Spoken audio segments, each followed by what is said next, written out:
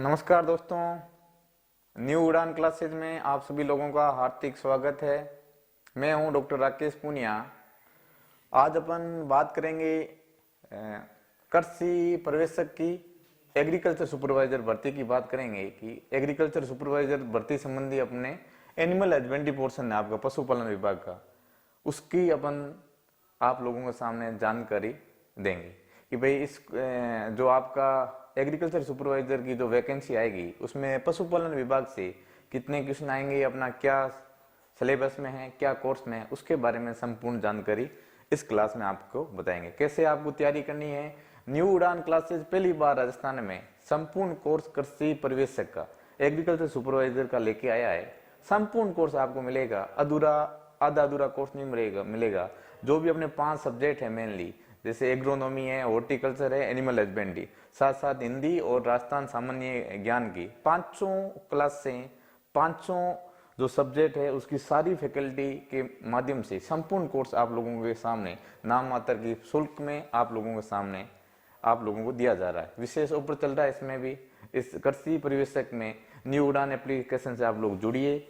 आप play store से new उड़ान एप्लीकेशन को आप डाउनलोड कर सकते हो और वहां पे डाउनलोड करने के बाद में न्यू उड़ान को में आपकी सारी जो फैकल्टी है उनके आप कुछ वीडियो देख सकते हो, आजमा सकते हो कि हमारी जो फैकल्टी है आपको समझ में आ रहा है कि नहीं आ रहा है। आ रहा है तो आप अपनी जो अभी आने वाली 2021 में जल्दी ही आपकी वैकेंसी आएगी। अगले महीने आपको बजट जब घोषणा होगी तो शायद वैकेंसी आ जाएगी। 2019-20 में 940 पोस्ट है कृषि पर्यवेक्षक की मैं बात कर रहा हूं।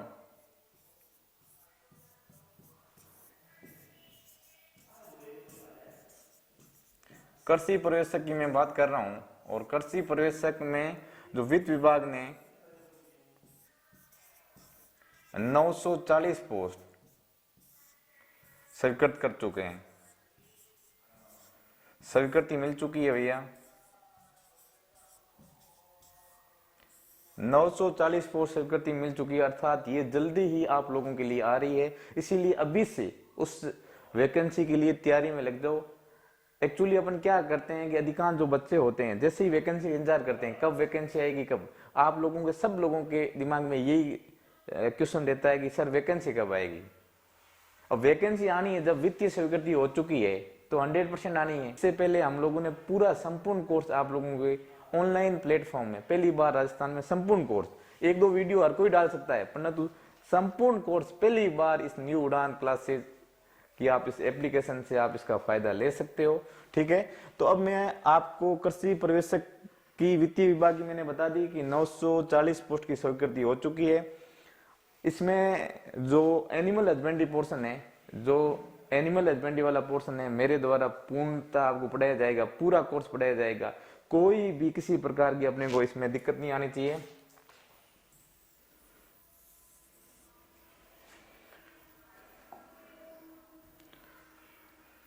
किसी प्रकार की अपने को दिक्कत नहीं आनी चाहिए। अब अपन बात कर लेते हैं कि पशुपालन जो अपना विभाग एनिमल हस्बेंड्री है पशुपालन, उसमें आपका कोर्स क्या है। कोर्स के बारे में आप लोगों के सामने ये इसका कोर्स के बारे में थोड़ा सा आप लोगों को जानकारी कि भाई अपन कैसे किस प्रकार से अपनी क्लास से आप लोगों की लेंगे, कैसे अपने को पढ़ाई करनी है, कितने क्वेश्चन आएंगे, उसकी सारी जानकारी आपके सामने करें।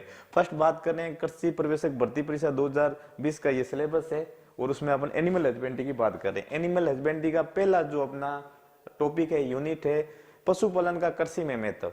पशुपालन का कृषि में महत्व में इसमें अपन क्या करेंगे, मुख्यतः अपन जो एग्रीकल्चर में है, एग्रीकल्चर में अपनी एनिमल हस्बेंड्री का क्या महत्व है, पशुपालन का क्या महत्व है, पशुपालन में क्या अपन करेंगे, पशुपालन से अपने को क्या प्राप्त होता है, जैसे दूध प्राप्त होता है, अब दूध की क्या वैल्यू है इससे।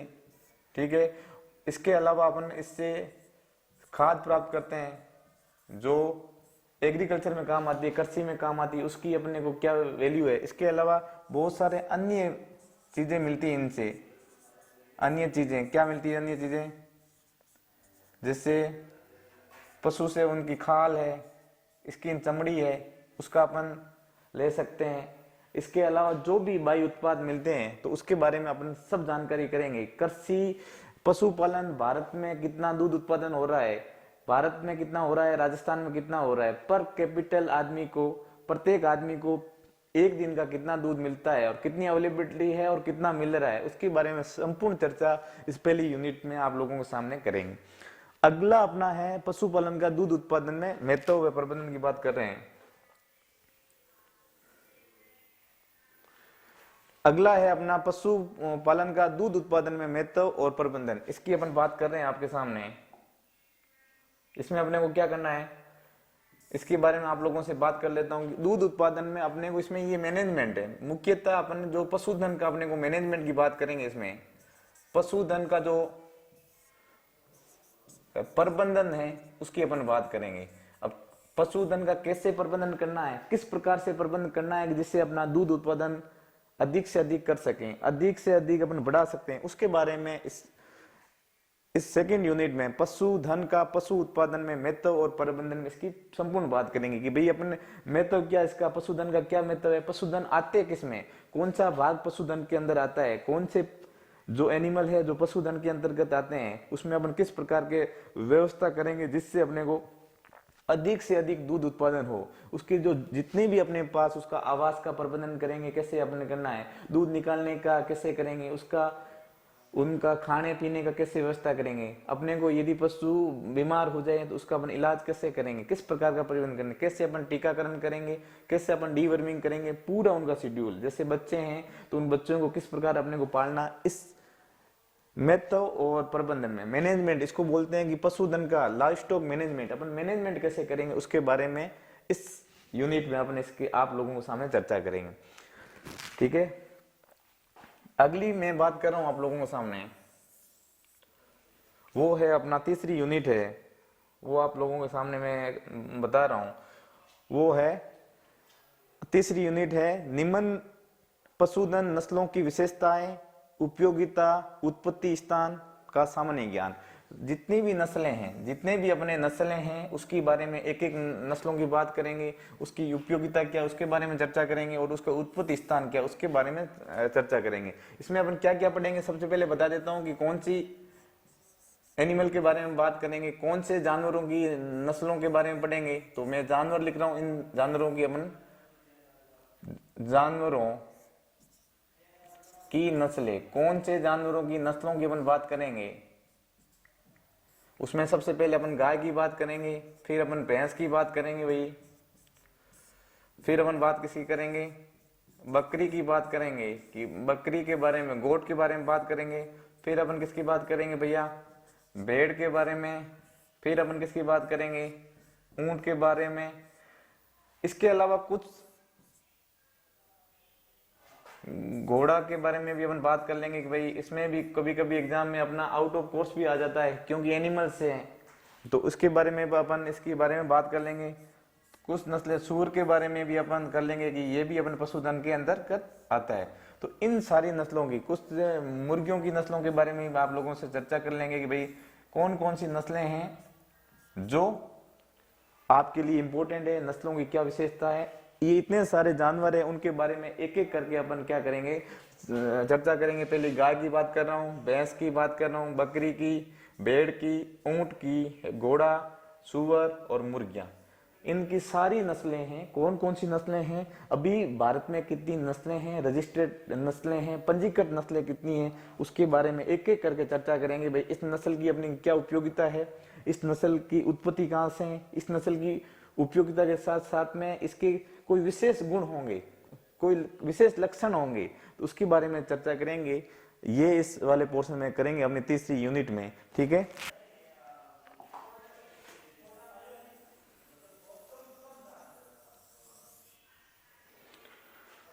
अगली अपन यूनिट के बारे में आप लोगों से नस्लों के बारे में, इसमें पहले मैंने बताया था कि कौन कौन जानवर है, तो इसमें जो अपन नस्ल की बात करें गायों में, गाय में मुख्यतः अपन किसकी मुख्य बात करेंगे, गिर की, थार पारकर की अपन बात करेंगे, नागौरी की, राठी नस्ल की, जर्सी, होल्स्टीन फ्रीसियन नस्ल की, मालवी की, हरियाणा की, मेवाती। ये तो मुख्य अपने को करना ही करना है जो आपके कोर्स में। इसके अलावा भी गायों की और भी नस्ल है, उसके बारे में कुछ मेन पॉइंट हो गए, सारी नस्लों के बारे में आप लोगों के सामने चर्चा करेंगे। भैंसों की बात करते हैं, भैंस में कौन कौन सी है, तो मुर्रा नस्ल की, सूरती नस्ल की, नीली, रवि, बदावरी, जाफराबंदी, मेहसाणा, सारे नस्लों के बारे में बात करेंगे। भाई मुर्रा नस्ल में क्या बात है, सुरती में क्या है, नीली में क्या है, कहाँ से इसकी उत्पत्ति हुई है, इसके क्या विशेष लक्षण है, इसकी उपयोगिता क्या है, ये दूध के लिए उत्पादन के लिए है या मांस उत्पादन किसके लिए है, उसके बारे में चर्चा करेंगे। अब मैं बकरी की बात कर रहा हूँ, बकरी में जमुनापरी की, बारबरी, बीटल और टोगनबर्ग। ये टोगनबर्ग जो बकरी है वो विदेशी नस्ल है। तो इन सारी नस्लों के बारे में बात करेंगे। इसके अलावा भी और बहुत सारी नस्लें हैं उसकी करेंगे। उसमें एग्जाम में आपके कुछ कुछ पोर्शन आपको दे रखा है। अपन संपूर्ण नस्लों के बारे में विस्तृत जानकारी आप लोगों को सामने देंगे कि अपना मेन यही टारगेट है कि एक भी क्वेश्चन अपना गलत नहीं होना चाहिए। मैं आप लोगों से अधिक उम्मीद नहीं रख रहा हूँ, 20 क्वेश्चन है और 20 के 20 सही होने चाहिए। एकमात्र उम्मीद के साथ आप लोगों के सामने मैं न्यू उड़ान क्लासेज में आया हूँ। ठीक है, भेड़ की अपन बात करेंगे।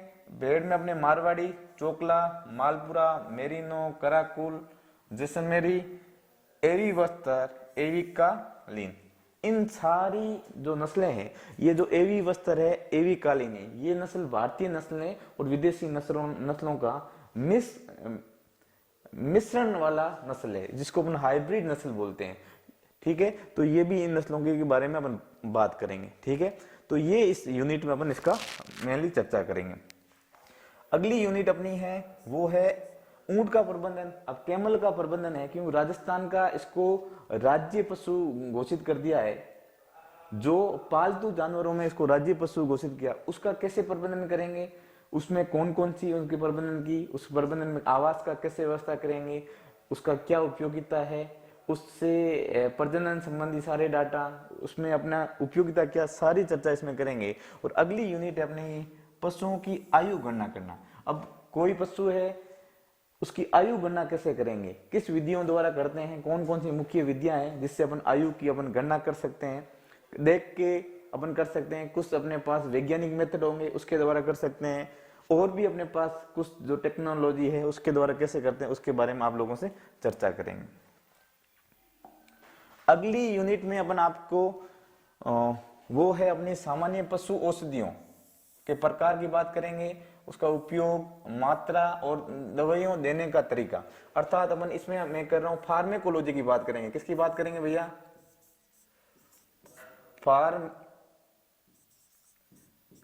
फार्मेकोलॉजी। फार्मेकोलॉजी शब्द बोले तो औषध विज्ञान।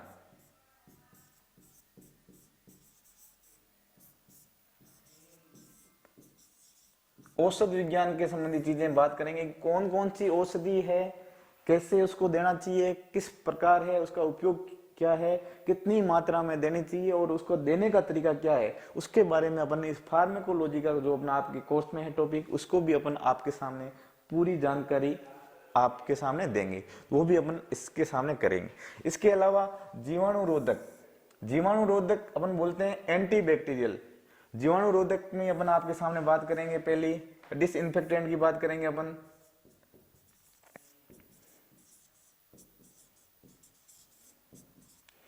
और अपन एंटीसेप्टिक की बात करेंगे।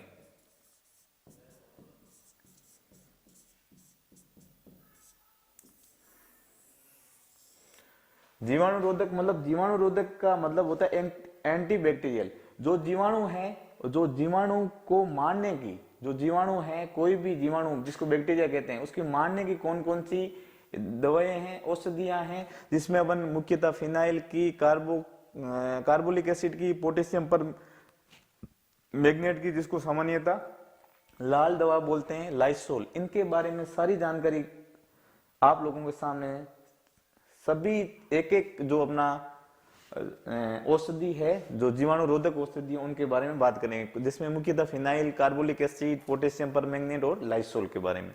ठीक है, तो इसमें जीवाणुरोधक मुख्यतः अपन दो प्रकार की बात करेंगे। एक होता है डिसइंफेक्टेंट, एक होता है एंटीसेप्टिक। डिसइंफेक्टेंट मतलब जिसको अपन निर्जीव सतह पे अपन काम ले सकते हैं, और एंटीसेप्टिक जिसको अपन सजीव सतह पे काम ले सकते हैं। उन सारी औषधियों के आपके सामने चर्चा करेंगे। अगली अपन बात करें विरेचक, जैसे जिसमें मैग्नीशियम सल्फेट की बात करेंगे, जिसको अपन मैग सल्फ बोलते हैं, अरंडी का तेल की, इसकी भी अपन चर्चा करेंगे। इस औषधि का क्या उपयोग है, कितना अपने औषधि को देना चाहिए, मात्रा कितनी होनी चाहिए, किस रूप में देनी चाहिए, किस पशु को नहीं देना, उसकी अपन बात करेंगे। कुछ औषधियां हैं जो उत्तेजक के रूप में काम करती है, जैसे एल्कोहल है, जैसे कपूर है। इनके बारे में अपन चर्चा करेंगे कि भाई उत्तेजक में एल्कोहल का क्या कितना परसेंट अपने को देना चाहिए, कपूर का कितना परसेंट यूज करना चाहिए, क्या इसकी उपयोग, उसके बारे में चर्चा करेंगे। कुछ औषधियां हैं जो कृमि नाशक के रूप में अपन काम लेते हैं, जैसे जिसका नीलत होता है फिनोक्स। फिनोक्स कृमिनाशक, कृमिनाशक का मतलब होता है उसको अपन डीवर्मिंग बोलते हैं, डीवर्मर, अर्थात जो अंदर पेट के जो कीड़े होते हैं उन कीड़ों को मारने के लिए जो औषधि होती है उसको अपन मुख्यतः क्या बोलते हैं, कृमिनाशक। कर्मियों को मारने की जो औषधि होती है उसको बोलते हैं कृमिनाशक। कुछ है मर्दन तेल, जैसे तारपीन का तेल है, इसके बारे में भी अपन इसका चर्चा करेंगे कि भाई मर्दन तेल है, इसका तारपीन तेल है, जिसको अपन टर्पेंटाइन का ऑयल कहते हैं, जो मक्खी, जो मैगेट होते हैं, मक्खियों के जो अंडे से जिसका निर्माण होता है, जिसको अपन मैगेट बोलते हैं, तो उसमें जो तारपीन का तेल यूज करते हैं उसके बारे में आप लोगों से चर्चा करेंगे। अगली अपन बात करेंगे, अगली यूनिट है राजस्थान के पशुओं की मुख्य बीमारियों के कारक।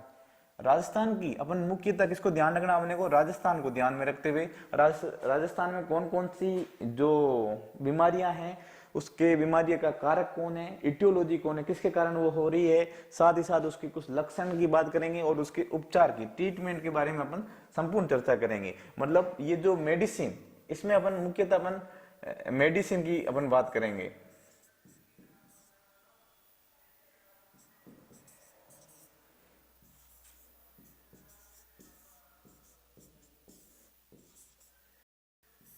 मेडिसिन की अपन आप लोगों से चर्चा करेंगे भाई इसमें कौन कौन सी मेडिसिन है, कौन सी डिजीज है, कौन से रोग है, उनकी बीमारियों का कारक के, लक्षणों के, उपचार के। जिसमें जैसे अपन पशु के प्लेग की बात करेंगे, पशु के कौन कौन से प्लेग होते हैं, अलग अलग पशुओं में अलग अलग प्लेग होता है। जैसे अपन गाय भैंस में बात करते हैं तो आरपी को, रिंडरपेस्ट को बोलते हैं, और भेड़ बकरी में बात करते हैं उसको, इसमें बोलते हैं पीपीआर को बोलते हैं। सारे प्लेगों के बारे में आप लोगों से चर्चा करेंगे। खुरपका, मुंह पका, इसको अपन एफएमडी बोलते हैं। क्या बोलते हैं? एफएमडी। जो अभी पूरे भारत में एक बहुत ही बड़ा प्रोग्राम चल रहा है मास लेवल का, पूरे भारत में खुरपका मुंह पका रोग निवारण का, इसका टीकाकरण का प्रोग्राम चल रहा है जो साल में 2 बार संपन्न होता है। उसके बारे में चर्चा करेंगे। ये एक वायरस से होने वाला रोग है उसकी। इसमें अब है लंगड़िया बीक्यू के बारे में बात करेंगे, ब्लैक क्वार्टर की बात करेंगे। इसके अलावा एंथ्रेक्स की बात करेंगे, गलघोटू की बात करेंगे, उसको बोलते हैं हेमोरेजिक सेप्टिसेमिया, इसके बारे में बात करेंगे। थनैला रोग, इसको अपन बोलते हैं मस्टाइटिस बोलते हैं, मस्टाइटिस रोग, इसके बारे में आप लोगों से चर्चा करेंगे। दुग्ध जवर, इसको अपन बोलते हैं मिल्क फीवर बोलते हैं, जिसको अपन सामान्य भाषा में सुआ रोग बोलते हैं। रानीखेत डिजीज है, ये मुख्यतः रानीखेत डिजीज है। ये किसमें होता है? मुर्गियों में होती है। इस डिजीज के बारे में बात करेंगे। मुर्गियों में चेचक की बात अपन करेंगे। मुर्गियों के जो खूनी पेचिश होती है, जिसको अपन बोलते हैं पेचिश बोले तो दस्त लगना, तो उसके बारे में अपन जानकारी प्राप्त करते हैं। अर्थात इस यूनिट में अपने को पशुओं के जो रोग है, पशुओं में और मुर्गियों में रोग है, उनकी सारी जानकारी आपके सामने एक एक करके एक एक रोगों के बारे में आप लोगों से चर्चा करेंगे। इसके अलावा अगला जो अपनी यूनिट है वो है डेयरी टेक्नोलॉजी की। किसकी भैया?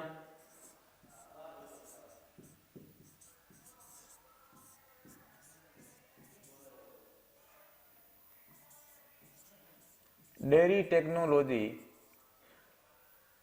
बोले तो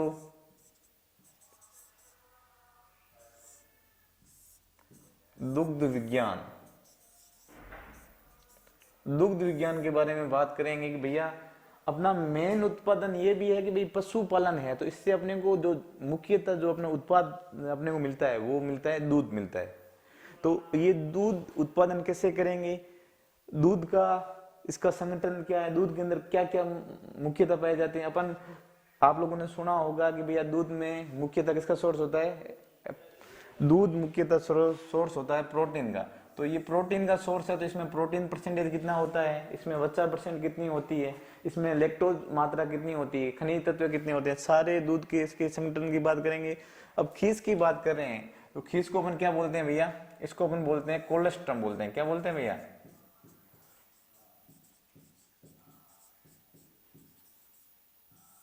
कोलेस्ट्रम। मतलब खीस का मतलब हो गया कि जो पशु ब्याने के बाद में जो प्रथम जो दूध निकलता है उसको अपन क्या बोलते हैं, खीस बोलते हैं, और जिसको इंग्लिश में अपन बोलते हैं कोलेस्ट्रम। इसकी क्या संगठन होगी, ये दूध से किस प्रकार से भिन्न है, इसमें क्या मात्रा पाई जाती है कि जिसके अपन यूं कहते हैं कि खीस हर छोटे बच्चे होते हैं उनको पिलाना चाहिए। क्यों पिलाना चाहिए उसके बारे में आप लोगों से विस्तृत चर्चा करेंगे। अब है क्लीन मिल्क उत्पादन।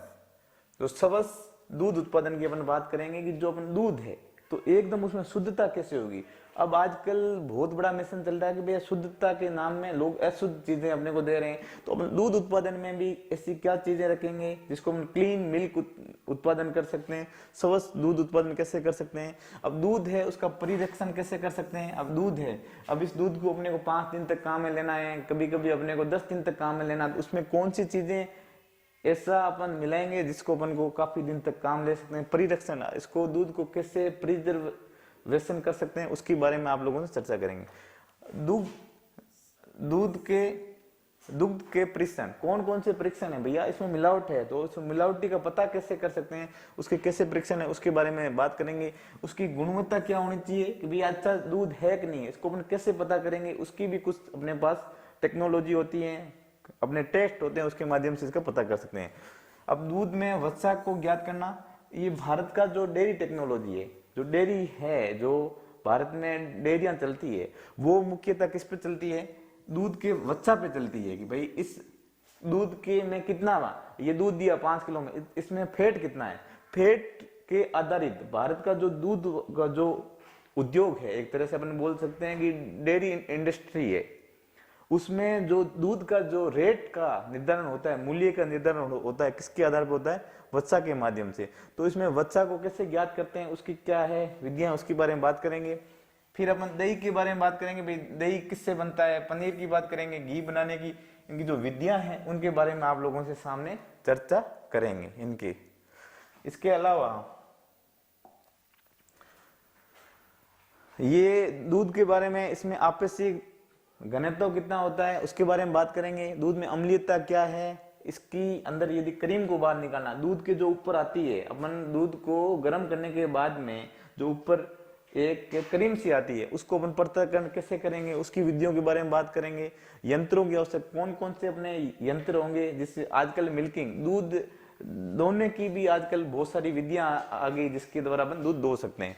दुग्धशाला के बर्तनों की सफाई, अब जो मिल्क में अपन काम लेते हैं, दूध में जो बर्तन है उसको सफाई कैसे करेंगे, उसकी सफाई करेंगे, मतलब क्लीन करने के क्या क्या मेथड है उसके बारे में बात करेंगे। उनको जीवाणु रहित कैसे रखेंगे, अर्थात उसमें कोई भी प्रकार का जीवाणु नहीं हो, सूक्ष्म जीव नहीं हो, उसके लिए अपन क्या क्या मेथड करेंगे उसके बारे में बात करेंगे। राजस्थान के संदर्भ में पशुपालन क्रियाएं और गतिविधियों संबंधी शब्दावली। अब पशुपालन संबंधी कौन कौन सी क्रिया चलती है, राजस्थान सरकार जो अपना पशुपालन विभाग है, कौन कौन सी योजना जो आपके पशुपालन के पशुपालकों को लाभ के लिए जो योजना राजस्थान सरकार पशुपालन विभागों द्वारा चलाई जा रही है उसके बारे में थोड़ी बहुत आप लोगों से चर्चा करेंगे। कौन कौन सी गतियां चल रही है उसके बारे में आप लोगों से बताया जाएगा कि कौन कौन सी गतिविधियां हैं पशुपालन संबंधी है, किसानों के फायदों के लिए पशु बीमा योजना क्या है, निःशुल्क अपनी जो मेडिसिन योजना क्या, उनके बारे में ये करेंगे, चर्चा करेंगे। अब अगली मैं बात कर रहा हूं, ये आपका संपूर्ण कोर्स है जो मैंने आपको एक एक करके आपको समझाने की कोशिश की कि भैया कौन कौन सा भाग आपको पढ़ना है। अब इसमें टोटल ये जो आपका एग्जाम है कृषि पर्यवेक्षक,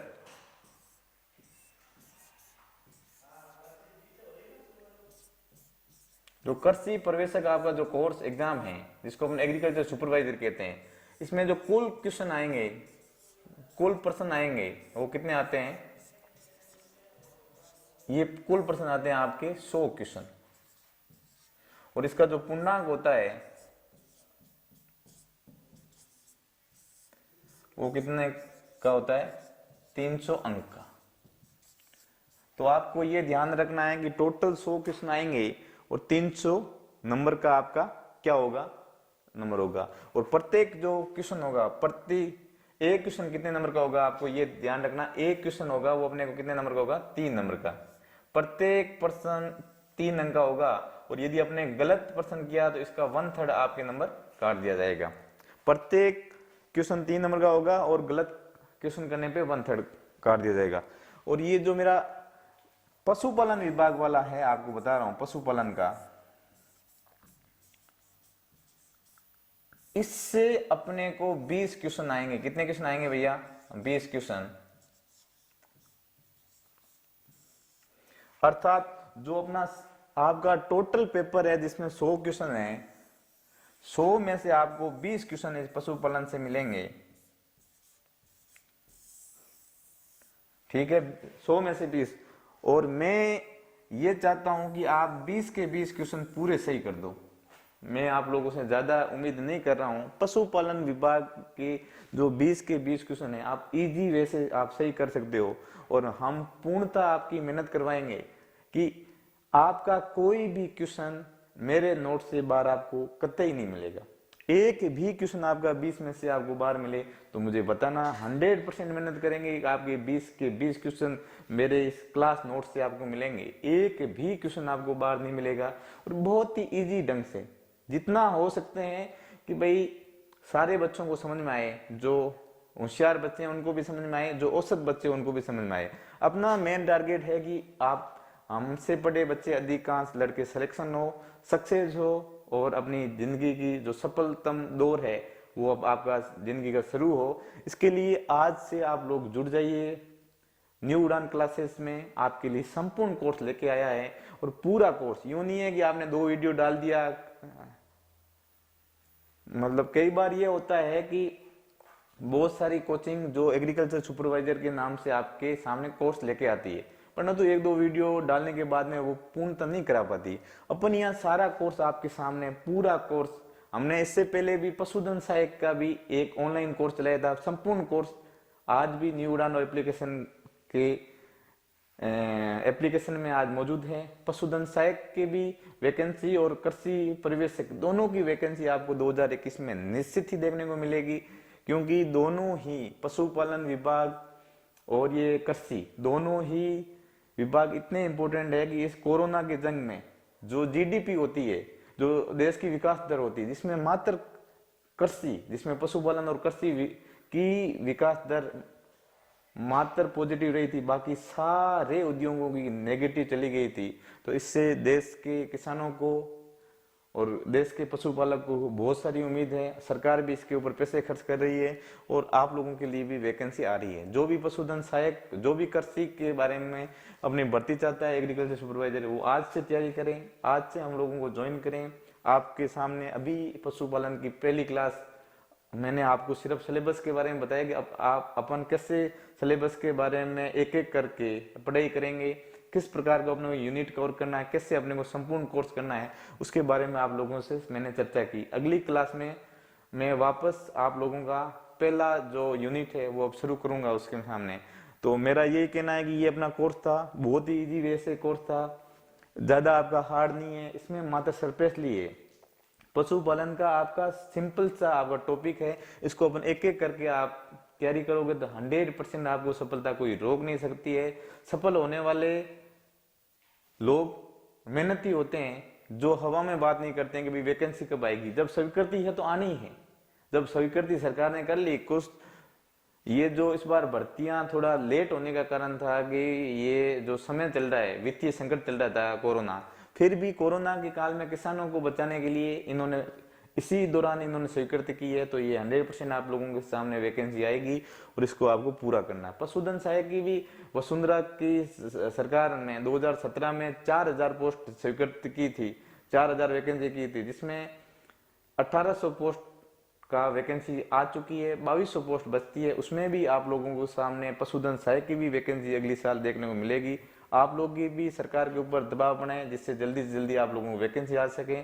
और जो आप लोग बेरोजगार बैठे हो, जो एक उम्मीद लेके बैठे हो कि हमारे सपने पूरे हो, हम सरकारी नौकरी में जाएं, बहुत सारे ऐसे भी लड़के हैं जिनकी सगाई वगैरह नहीं हो पा रही है, उनके लिए भी अवसर मिल जाएगा सिलेक्शन के बाद में।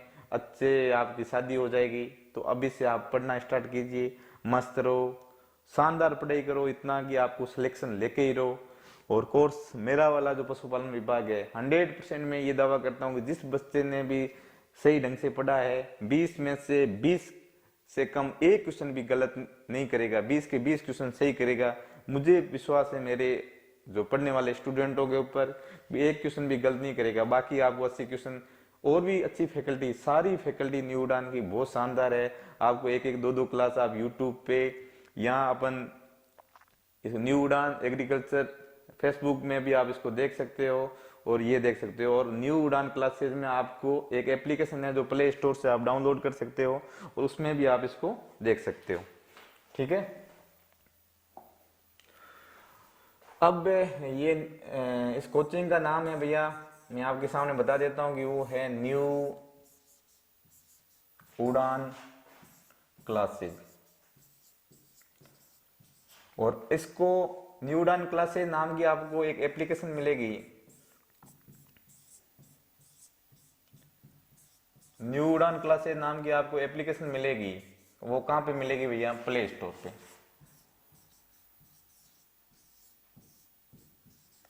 न्यू प्ले स्टोर में आपको पूरी एप्लीकेशन मिलेगी और इस एप्लीकेशन को क्या करना है भैया? डाउनलोड करना है आपको। डाउनलोड करके इस एप्लीकेशन के बारे में खोलना है और इसमें जो आपके सारे कोर्स में आपको, जैसे पशुधन सहायक की भी बात कर लेता हूं भाई, पशुधन सहायक है वो भी कोर्स आपको मिल रहा है। और कृषि परिवेशक है, दोनों के कोर्स आपके सामने यहाँ पे मिल रहे हैं। ठीक है,